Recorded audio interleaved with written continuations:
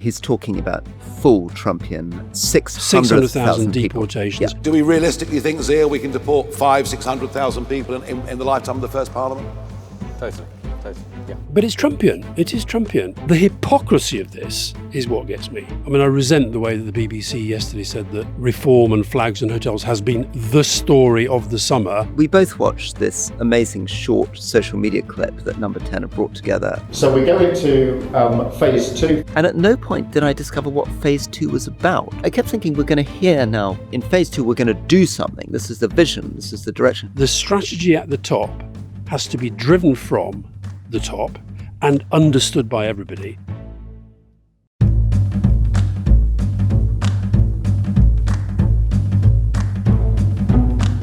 Welcome to the Rest is Politics Question Time with me, Rory Stewart. And me, Alastair Campbell. Hillary Coates' first question, Rory. What are your thoughts on Keir Starmer's mini reshuffle? Will fresh faces bring some hope or just more inconsistency and chaos? I'm guessing Hillary's not very impressed by the government thus far. No, I think more inconsistency and chaos doesn't sound great, does it?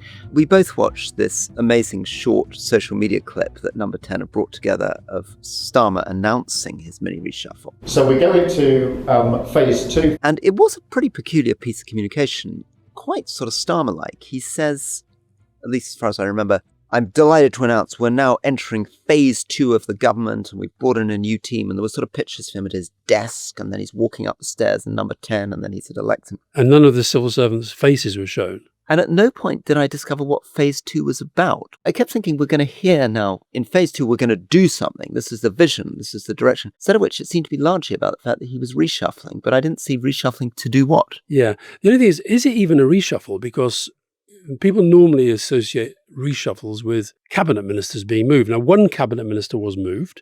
But Darren Jones, but just sort of moved sideways. Well, he's been. I'm a bit of a fan of Darren Jones. The Chief Secretary of the Treasury.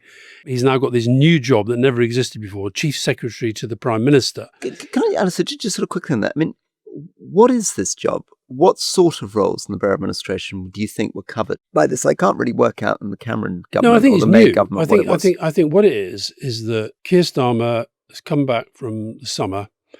The domestic debate, I mean, I resent the way that the BBC yesterday said that, reform and flags and hotels has been the story of the summer, given we've had stuff going on in Ukraine, Gaza, etc., etc., etc. But certainly Nigel Farage and reform have commanded an awful lot of airspace over the summer. Keir Starmer's come back and basically said, I've got to change things to try to get more of a grip.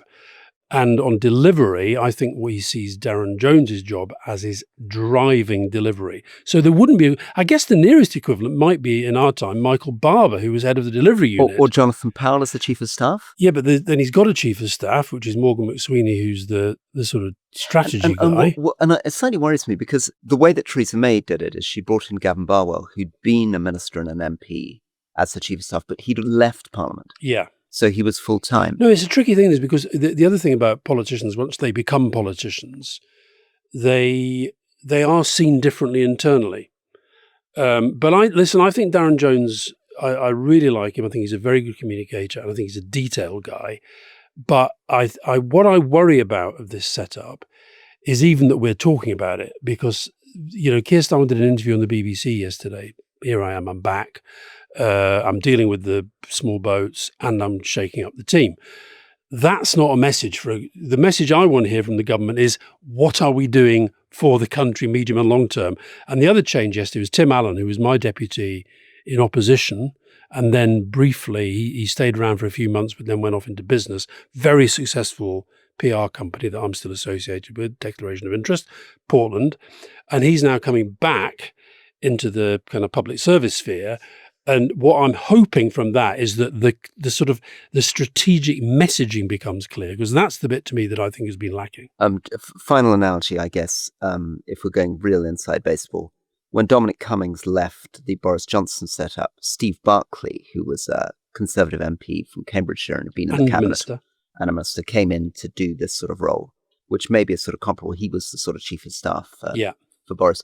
I mean, I always worried about it at the time because I was very, very conscious as a member of Parliament that you're balancing having to be quite rightly with your constituents and do the only person who gets a pass on that basically is the Prime Minister. The rest of us really have to be in our constituency a lot. The whips are driving us to vote in Parliament. And I think these jobs are best done by somebody who isn't a member of Parliament, because I think it should be a real 14-hour-a-day, 7-day-a-week job. And that's very difficult to do if you're an elected representative. I think the other thing that may be part of the thinking is that Pat McFadden over in the Cabinet Office has been doing a lot of the sort of communications troubleshooting when things are a bit tricky, and he's total safe pair of hands. And I think Darren Jones is similar in that. So look, this is a new... Wait a second. Now it sounds difficult, right? It sounds to me as though there's a potential issue. No, my point is that I think... Morgan McSweeney, Pat McFadden and Darren Jones, there's going to be some ambiguity amongst civil servants on who's actually driving this, right? No, the point I was making about Pat is then that frees Pat to do more of the kind of governing strategy and the political strategy, which he did very effectively in opposition with Morgan McSweeney. But look, my worry about this is sort of the third or fourth kind of shake-up of the communications team, right? And ultimately, the communications has to be driven by a very clear, compelling medium and long-term strategy, which you then turn into a communications strategy. Right.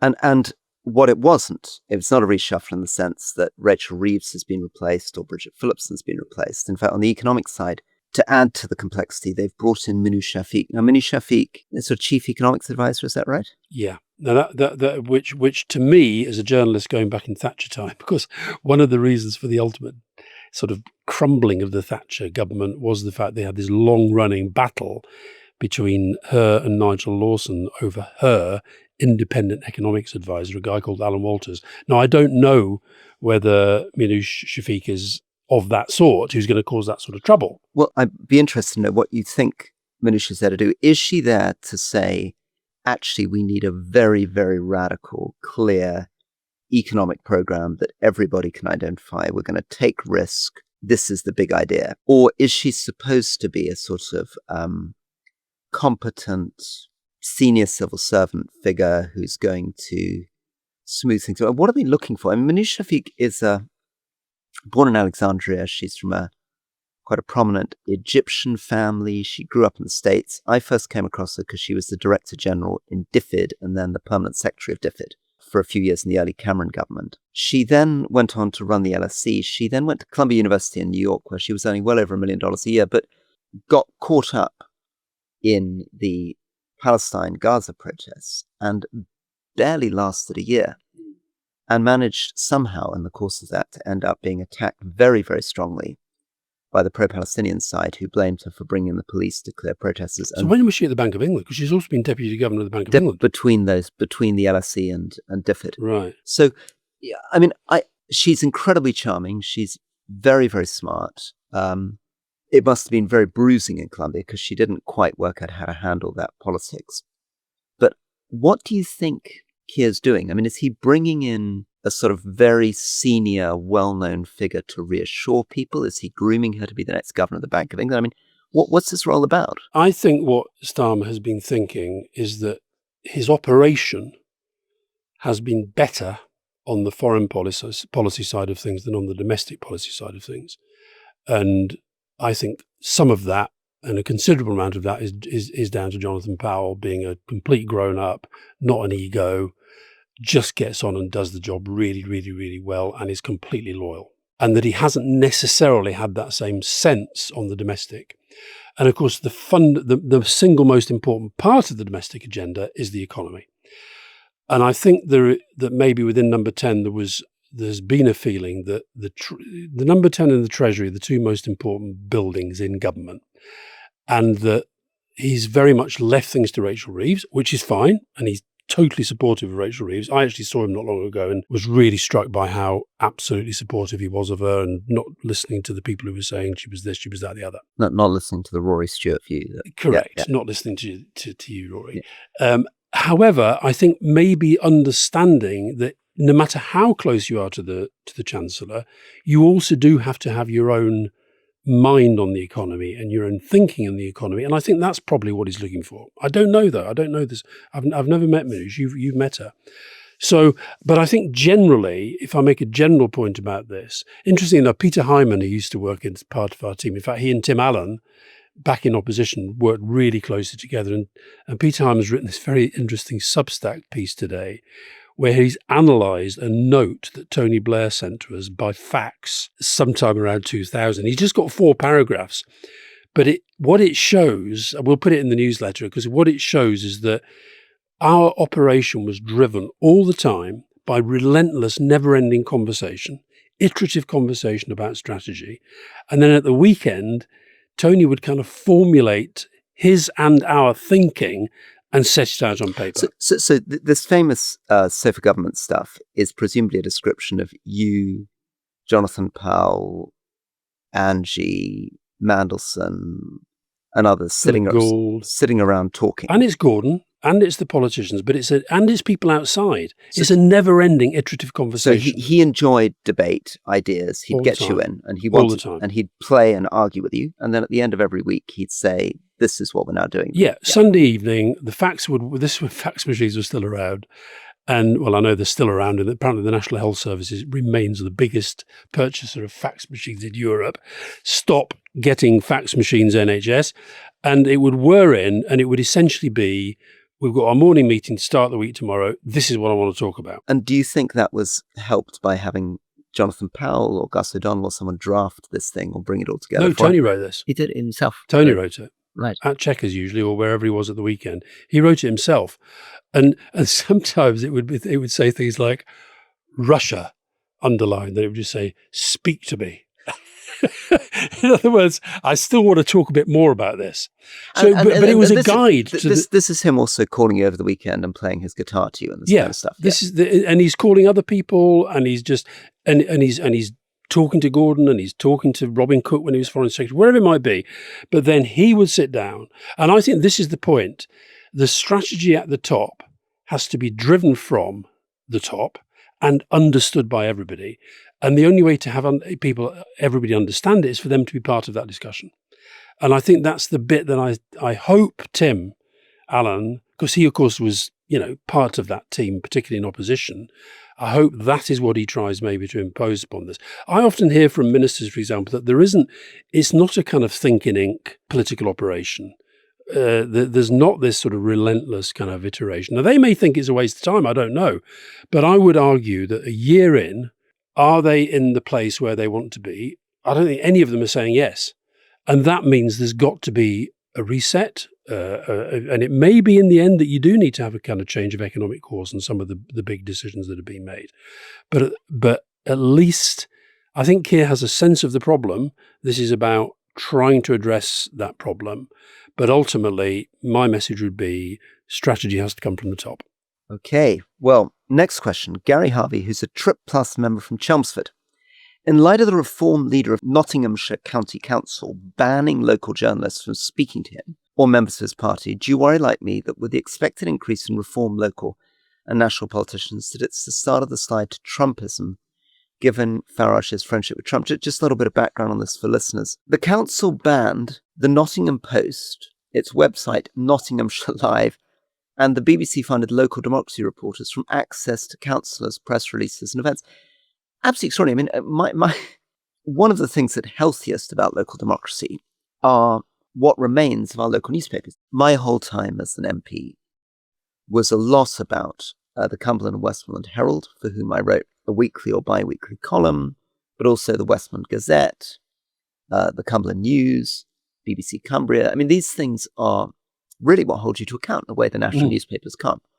I mean, there's an online thing called Cumbria Crack, but basically that's what told voters day in, day out what was actually happening on issues. Yeah, and one of the worst consequences of the whole social media revolution and, the kind of gradual takeover of local media has been the sort of death of local newspapers and local media organisations. So the question about whether this is Trumpism, yes, it is. Richard Tice, the Dubai-based MP for wherever he's the MP for. Not for Dubai. He's not the MP for Dubai, no, but he's basically saying that they have the right to decide who they talk to, which of course is totally Trumpian. That Caroline Leavitt, brilliant profile of her in the New World, by the way, this week. She's constantly basically picking and choosing who can be in the White House room and what have you. Now, and what gets my goat about this one though, One, as you say, is that local people who vote for local politicians, whatever the view of the papers covering them, have a right to know what they're doing in their name, and local media is important for that. But secondly, I imagine if they're listening to the BBC, Nigel Farage's most loathed media organisation, which nonetheless gives him the easiest ride, they will doubtless be covering the fact that Nigel Farage is on his way to America. Why is he on his way to America? He's going to give evidence to a Republican-controlled congressional inquiry about the threat to free speech in Britain. He's going to talk about what a tragedy it is that Lucy Connolly, this sort of Mother Teresa figure, was locked up for suggesting that immigrants should be set on fire. He's probably going to talk about the way that the media is completely controlled by the government, a government which, by the way, gets, probably the worst treatment by the press than, even Neil Kinnock and Michael Foot did. So, the hypocrisy of this is what gets me. Can I, though, there's something that's always worrying me. Often when we talk about Farage, you quite rightly point out that he gets a lot of media coverage, and you quite rightly point out that he's managed to skip accountability for Brexit. And of course, most of our left-leaning listeners very much love this, because then the story is basically Farage is just a product of a stacked media system. But presumably there is another part of this, which is he's also talented. He's also playing the system well. And it'd be lovely to get you to reflect a little bit on a couple of things that he does well, because I think it's dangerous to get in the mindset of, as the Lib Dems tend to at the moment, we're not doing anything wrong, we're making all the right speeches, it's just nobody will ever cover it. Or the Labour government, we're a terrifically successful government, it's just the press are biased against it. I agree with that. Look, if I were to make an analysis of Nigel Farage, he's a very, very good communicator. And what makes him good? What sort of things does he do well? Remember Nicola Sturgeon, when we interviewed her recently, and she said that a lot of the Labour ministers, when they come on the television, they speak, and then after they've gone, you don't quite know what they've said. Nigel Farage is very clear about what he wants to say, both on the micro, here I am, I've got a 30-second clip, this is the message I'm going to land, and on the macro, his big points, Now, I disagree with a lot of them, but you know what he stands for. He doesn't like Europe. He's very fond of Trump. He thinks the health service is a bit dodgy and should be kind of, revamped. He doesn't like to talk about that too much. But you know where he comes from. And the other thing he has, I've noticed this whenever, as you know, I've been trying to get him to come on the podcast for some time. He sort of says yes, but then never quite commits. I managed to interview him on one of my BBC programs, but that's part of the general sort of Yeah. So, for example, when he had an LBC show, I used to go on it regularly because I quite like engaging with people whose views I fundamentally disagree with. But the other thing I would say, he can be very charming. If I turn up, I might sort of, want to go straight in, pile it and say, well, this bullshit you're talking at the congressional inquiry. He'll probably say to me, oh, God, you lot were very unlucky at Old Trafford the other night. He'll always remind me that he's a Crystal Palace supporter. Love to know if Crystal Palace fans have ever seen him there recently. But anyway, he's charming and he can be funny. And the other thing I would say about him, he really studies this stuff. And he's relentless. I think another thing that I've observed about politics, doesn't matter whether you're talking about Liz Truss or what Jeremy Hunt said, how much do you want it? Jenrick or Farage. Famously, he failed to get elected to Parliament, I think, is it 4 times? No, more than that, 8, wasn't it? And then finally makes it, right? Yeah. And just keeps plugging away. Resilience. And he will shut down parties, found new ones. He survives every type of scandal, strange funding patterns coming in from his mates, failing to disclose this thing, but he just doesn't stop. And for 30 years... But it's Trumpian. It is Trumpian. And but the thing about studying it, so this is what again, underlines the hypocrisy about this Nottingham Press thing. Nigel Farage told me he still reads every single national newspaper every day. Now, I think that's a waste of a politician's time. That takes a lot of time to do that. Now, he's not reading every word, but he's flicking through and and he says what he's doing is trying to work out trends.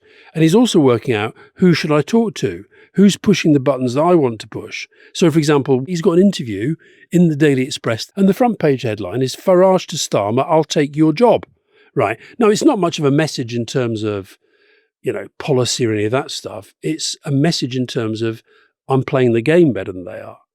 So I think it's a combination. So he of thinks those a lot things. about the media. So one imagines He thinks obsessively about he's reading media. the newspapers, he's circling headlines, he's underlying people he might speak to, he's putting a little question mark. Should we be tacking this way? Yeah. Oh, that's quite an interesting angle. Absolutely, absolutely. Which is kind of different to what I would see as good strategy, which is kind of being clear, and then you dip in and out of that. But he's obsessed with the media.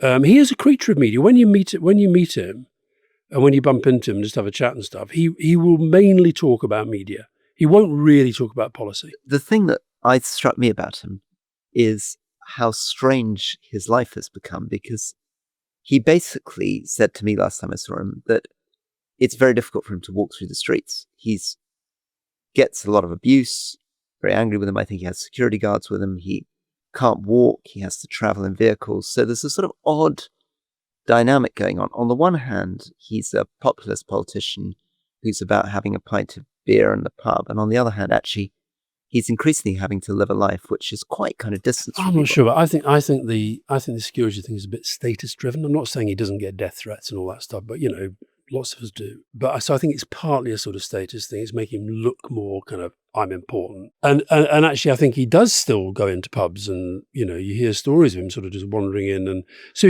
he's got a way of talking and communicating that is quite Trumpian. It's sort of, it's conversational, it's flowing, it's often funny. And the interpubs thing is, I also think, is almost necessary now in the modern world. It doesn't matter whether you're Zoran Mamdani in New York or whether you are Jokowi, who did it a lot in Indonesia.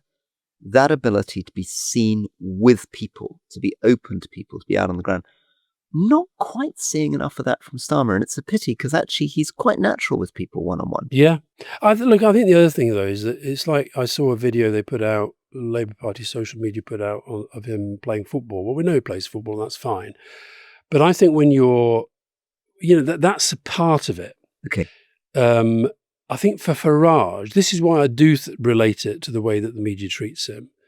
The fact that he can do that stupid video he did last week that we talked about with the white fur coat and pretending he's a rapper, what he would say, and he said, this is a phrase he uses a lot of the time, it's just a bit of fun.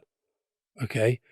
Well, it's not just a bit of fun when, as a consequence of your policy and a consequence of your relentless messaging about immigrants and immigration, we are back to a place where, as happened in, I think, with the northeast of England the other day, the P word is now being daubed on bus shelters. And where he's talking about full Trumpian 600,000 deportations. Yeah. Do we realistically think, Zia, we can deport 500,000-600,000 people in the lifetime of the first Parliament?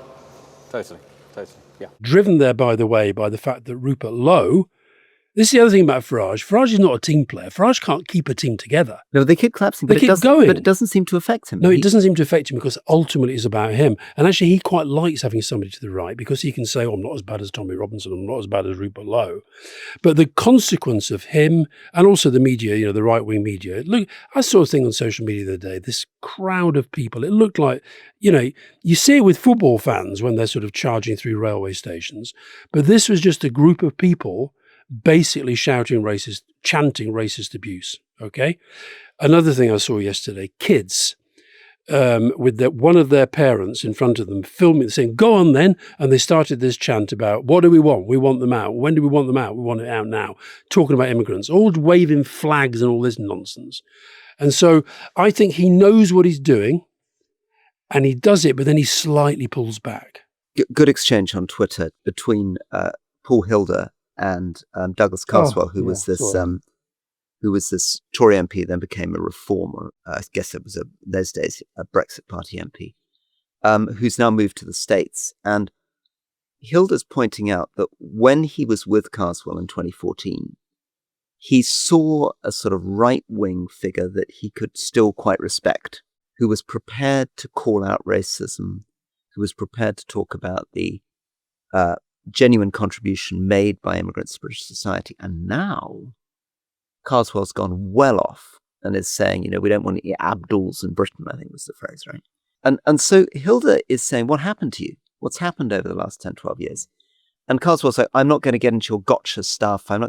But fundamentally what we're talking about is somehow what once looked as though there was a sort of respectable right-wing kind of, maybe sort of sub-Jacob Rees-Mogg covered, we're worried about immigration, but we're respectful towards immigrants, we're not racist, is now becoming, with people like Carswell, something much, much more troubling. Yeah, but in this, don't underestimate the impact of Trump on that. Trump and the kind of white supremacists in the States they're out and proud now. They don't feel that they have to sort of trim their views. And I think, look, I do think Brexit was a turning point in this. I think that made people who really don't like having too many foreigners in the country feel emboldened to say so. On this subject, because it's kind of mesmerizing, the different type of politicians, and we're talking about this kind of populist style, but I loved the leading interview that we've just done, which is available now to everybody, with Jonas Gahr Støre, who's the Norwegian Prime Minister. Fantastic. He's the serving Norwegian Prime Minister.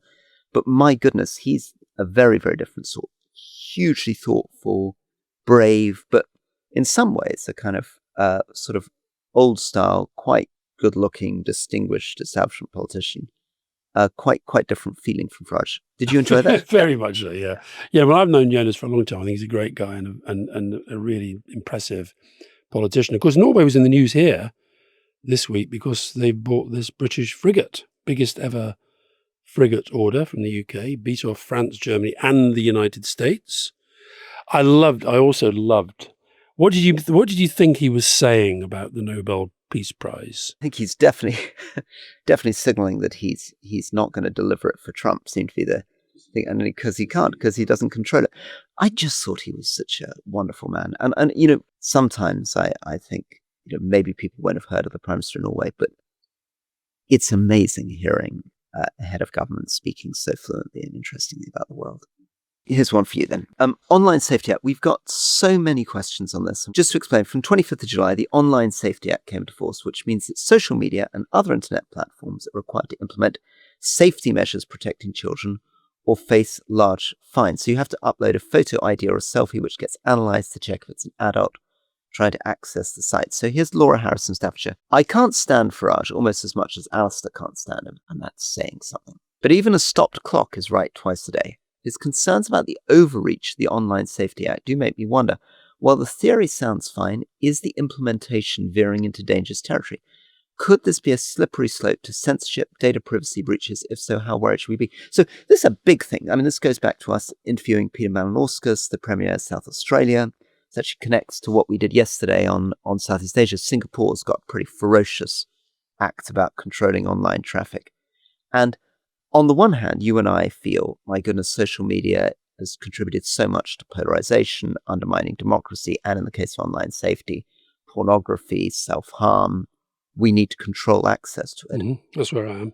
On the other hand, of course, people point out that when governments get control of this, the line between what is or is not legitimate to say gets a bit blurred. So in Singapore, it seemed as soon as sites started questioning the Singaporean government's foreign policy position on Ukraine, they were pretty quick to shut those things down. Well, on this time, I've got two great sources, Ploy, who runs Digital Reach, and Ben, who runs the Merdeka Center, who look at Southeast Asian social media and point out that this act in Singapore, which is called the Protecting Agents Online Falsehood and Manipulation Act, begins being used by governments like this to make sure that you control discussion. Look, this online safety thing is a massive debate that's gone through Parliament. I know Peter Picard ended up being criticised for quotes being too close to the tech giants, etc. As you know, I'm a bit of a technophobe, so I can't pretend remotely to be an expert on this. I do nonetheless think that whether we like it or not, we have entered a world where we are constantly giving our data away. And because it's giving us things that we want, we don't necessarily want to think too carefully through the consequences of that. If I can just underline the hypocrisy point, though, Farage and Tyson, these guys coming out against this, I think one of the reasons is that they rely on misinformation. They're licking their lips at the way that AI is going to change campaigning. They didn't mind remotely that the whole Cambridge Analytica thing allowed them to sort of be more effective as campaigning in Brexit. And so I actually think that where they're coming from on this is these are tools that we can use. And I just don't buy the line that they're worried about, somebody having their data nicked by some tech giant. Well, there's an extraordinary fact, just to finish, which people will be aware of who follow this stuff closely, which is that one of the biggest payers into the British economy last year is a new site called OnlyFans, which is, for younger listeners, what we call an adult content site. Indeed. Paid £148 million in corporation tax last year. We talk about innovation in Britain, productivity in Britain. This is one of the big British economic success stories, but it's a deeply disturbing What site. does it say about our country, Rory? What does that say? I mean, on part of me thinks, yeah, innovation, blah de blah, and sort of tapping into the tech revolution, and at least they're paying tax, unlike Google. I get that, but what does it say about our country? It's terrifying. It's terrifying, and adults. Am I being a grumpy old man now? And adults may wish to look in more detail at what exactly this site does. It's the most peculiar business model you've ever seen in your life. There we are. What a bloody world. Mariam Abu Daga, Mohammed Salama, Ahmed Abu Aziz, Moaz Abu Tar. These are Palestinian journalists killed by Israel in Gaza just last week. An Israeli strike on Nasser Hospital took their lives alongside at least 15 other Palestinians. And there are so many more. Over the last 22 months, more than 200 journalists have been killed in Gaza by the Israeli army. At the rate that journalists are being killed in Gaza, there will be soon very few people able to report on the conflict at all. Mariam Abu Daga, one of the people we just mentioned, was just 33, a freelancer for the Associated Press. She'd written her will at 33. Her only wish was to see her 13-year-old son again after 18 months apart, and she never got that chance. For 22 months of war, she reported fearlessly from some of Gaza's most dangerous places, and her images of death and devastation sparked global outcry. This has become now the deadliest period for journalists in contemporary history. More than 70% of journalists killed since October 2023 have been killed in Gaza. A generation of accountability is being wiped out to make way for impunity. And without journalists, without their eyes and voices, we cannot know what is truly happening. And the most recent attack, this hospital strike, what seems to have happened is the Israeli military hit the hospital, then waited for the journalists and medical workers to come in to report on the strike, and then once they were in the building, hit it a second time. All being filmed. And of course, what they say all the time is that they were taking out a Hamas operative, but we never quite get to see the name or the face of the Hamas operative. For all these reasons, the Rest is Politics is supporting the media blackout campaign, standing in solidarity with Reporters Without Borders and Avaz, working to protect journalists in Gaza. We join with more than 250 other media outlets across the world to condemn these killings. We call on the Israeli authorities to allow independent access for the international press in the Gaza Strip. Right, Rory, this is definitely one for you. Gillian Andrews, do you both use AI software in your day-to-day lives, or you do a lot? And specifically, Rory, do you let your young children use it? I'm concerned by studies coming out which show that ChatGPT could be making us dumber.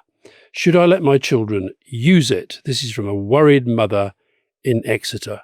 I mean, this is something that I began to notice in my own life. And when I talk to American scientists and AI specialists about it, they tended to poo-poo me. I had an extraordinary debate with a very, very well-known American scientist about this 2-3 months ago, where I said I was beginning to feel that actually my brain capacity was being affected, because if one of my children, for example, said, could we make iron at home? In the past, I would have thought about it, scratched my head, got all the neural networks going, trying to work out how you'd make iron. And increasingly, I was just going to ChatGPT, so why don't I ask ChatGPT, right? What, did he want to sort of start a blast furnace in the kitchen? Exactly. Sort of blast furnace in the kitchen. Exactly. Innovation. Exactly. So I was beginning to think, actually, this was a little bit like, instead of walking up the stairs, getting in the lift. And, I could begin to feel that my brain was getting less smart. I talked to this American scientist about it. He was like, no, don't be ridiculous, Rory. And what are you worrying about anyway? And I had this extraordinary debate with a leading AI entrepreneur who said to me, the wonderful thing about AI is that I can now write poetry, and suddenly we can all be poets. And I was thinking, have you gone mad? Well, if the AI is writing the poem for you, you're not a poet. That's like saying you can bench press 3 tons because you own a forklift. I mean, the whole thing is kind of completely mad, right? So anyway, what's happened now is that MIT has done a study which has compared people using ChatGPT, using Google search, or just using your brain, and then run EEG brain networks. And they found that using the AI is genuinely leading to a situation where your cognitive ability is being impaired with some weeks of effect. And basically, I think in the end, they haven't fully produced their theory, and we can share the MIT research, but my best guess is that basically the brain, like our muscles, requires work. And if you subcontract all the work, as increasingly everybody's doing, I mean, they just sort of develop it next stage. Most of my friends who are now teaching at universities and teaching at schools are completely open about the fact that they simply cannot distinguish an AI-written essay from a normal essay written by their students. Almost impossible for them. Even with AI, they can't distinguish. They're having to discover new ways on doing examinations, including making people sit either without computers or talking. The Chinese government has done some very radical things of shutting down AI models using the digital Great Wall during the exam period so people can't do this. But I noticed that my son, I mean, he was asked to write a story for school during the summer holidays. He claims that every single one of his 10-year-old fellow students are just using ChatGPT to write the story, which it can do in 3 seconds. So this is possible that within the education system, we end up going back much more to sort of pen and paper system where you have all sort of modern tools taken away and you have to show that you're capable of critical thinking on the spot. Yeah. Bring it on, but says the technophobe. I don't know whether you find this, we'll just to sort of finish on this, but if I do research on AI, and it's very, very good at doing research. You know, I could give a 17 questions, draw weird links, and it could generate stuff.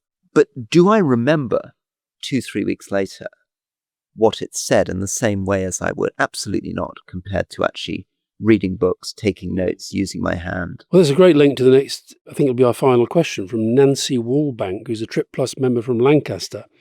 As the new academic year starts, what policy changes would Rory and Alastair like to see to accompany the National Year of Reading?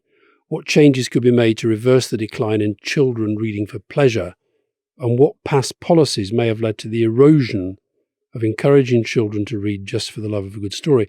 And there were some figures about this recently, weren't there, showing a decline in... Terrifying. I think it's gone from 30% of people reading down to 16%. I actually thought even 30% was surprisingly high. But yes, reading is declining in the US, it's declining in the UK. Oddly, that doesn't affect bookshops, which are still getting pretty good sales. Yeah, they do really well, yeah. Is that because those who read are reading more? Those who read seem to be buying more books, whether they're reading more. Maybe they're like me, they're buying lots of books and just skimming them. I don't know what's going on. But were all your kids great readers, all 3 of them, or did one of them read better than others? No, I think because the technological revolution was kind of happening by the time they were at school, I think there is a sort of a kind of tendency to think that laptop and phone is where you go. They do read, not as much as Fiona and I read. I think in answer to Nancy's question, I think giving children books is a really good use of public money. You I know do this, and so do I. Publishers have so many books. Now, some of them do give them away, right? But they have so many books that never get read, never get sold. Give them to kids. Pump them into schools. I've got this great guy, I'll give him a shout out because he's a wonderful guy, very wealthy, successful business guy called Joe Hermani. And I'm not just saying this because he buys loads of my books, but he does. Every time I bring a book out, he buys loads of them and sends them to schools and libraries. That is proper philanthropy to me. But let me add another dimension to this, which is I think the real key, I imagine, for getting kids to read is to make sure that the books they first pick up are genuinely enjoyable and ones that they've chosen themselves. I think the way to get addicted to reading, and I feel this because one of my children was a very, very early, very active, extreme reader. You know, he can read a 450-page book in a day at 10. My other child is slower to get into reading. And the real thing is learning as a parent that what I shouldn't be doing is making him read what I think he ought to read, but making sure it's something that's funny, amusing. For people with mild dyslexia or more serious dyslexia, there are wonderful dyslexia-friendly books, which have slightly different vocabularies, different storylines. Lovely audiobooks can be great. There's been a huge audiobook revolution, and one way to encourage children to read is to read along with an audiobook if they're slightly slow readers. Graphic novels are fun as a way of getting people going. I think a lot of this always is about parenting. I mean, I agree with you. You don't want to be saying, read this, it's good for you. But to be surrounded by books, I think is a good way to get kids into books. I think one of the reasons I became a journalist was because, I can't remember what age I was, but I remember my dad reading the Sunday Post, which is a sort of Scottish, very traditionalist Scottish newspaper that we used to get sent down to England. And I can remember my dad reading it and really reading it and thinking, that's really interesting. Why is he doing that? And then after he'd finished it, I started reading it and really being captivated by it.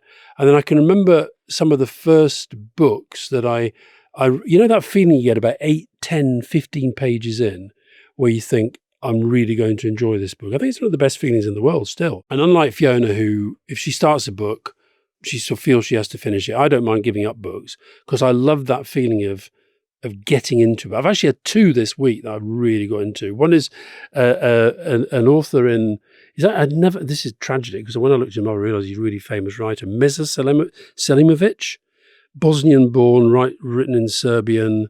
And he wrote this amazing novel called The Fortress, which actually a guy sent to me saying, you really would enjoy this novel.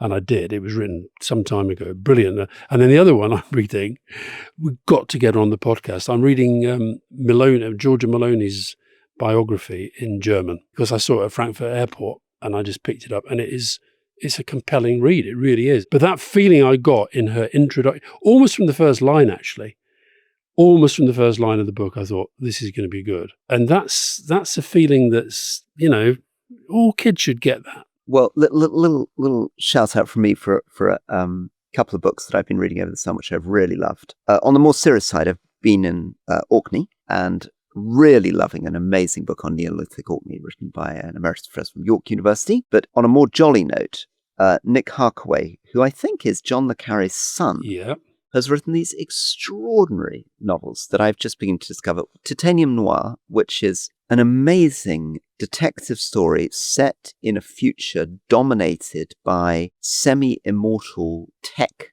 giants, which really would play into a lot of your dystopian fears about Elon Musk and the shape of the world.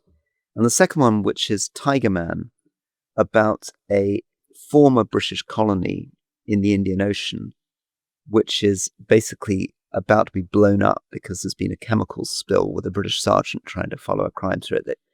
Just wonderful. And wonderful in relationships. His relationship with a boy he's trying to adopt, with a woman he's falling in love with patriotism, with the military. So, I mean, a real extraordinary sort of heir to his father. It's very unusual, actually, to have, I think, 2 generations of great writers. Alexandre Dumas, maybe. Bien sûr, but, père et fils. Yeah, but otherwise not that common. Yeah. Well, of course, the Amoses, Kingsley Martin Amos. Of course, the other Orkney novel that was recently made into a very, very successful film starring Saoirse Ronan is The Outrun, story of an... Were people talking about that when you were there? No, a lot of talk about George Mackay Brown still. Okay. Extraordinary essayist, poet. Yeah.